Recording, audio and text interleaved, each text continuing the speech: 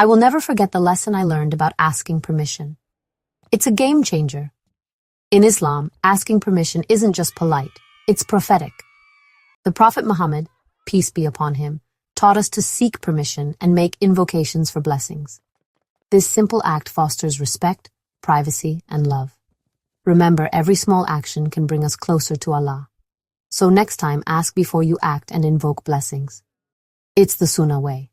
Volume 8, Book 74, number 246, narrated by Abu Huraira.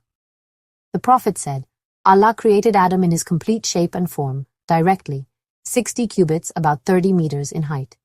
When he created him, he said to him, "Go and greet that group of angels sitting there, and listen what they will say in reply to you, for that will be your greeting and the greeting of your offspring."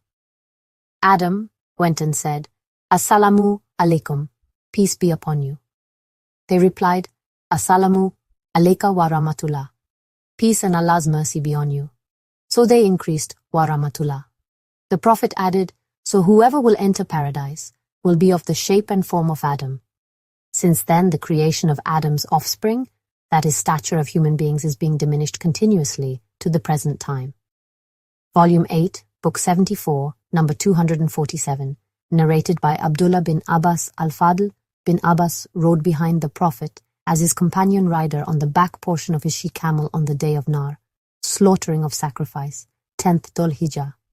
And Al-Fadl was a handsome man. The Prophet stopped to give the people verdicts.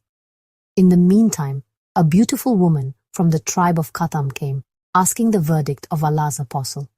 Al-Fadl started looking at her as her beauty attracted him. The Prophet looked behind while Al-Fadl was looking at her.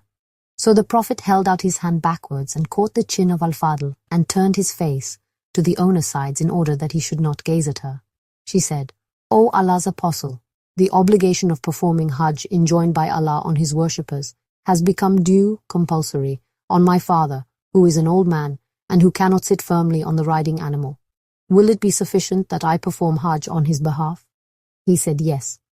Volume 8, Book 74, number 248, narrated by Abu Sa'id al-Khudri. The Prophet said, "Beware, avoid sitting on the roads." They, the people, said, "O Allah's apostle, we can't help sitting on the roads, as these are our places, here we have talks." The Prophet said, "If you refuse but to sit, then pay the road its right." They said, "What is the right of the road, O Allah's apostle?" He said, "Lowering your gaze, refraining from harming others, returning greeting, and enjoining what is good and forbidding what is evil."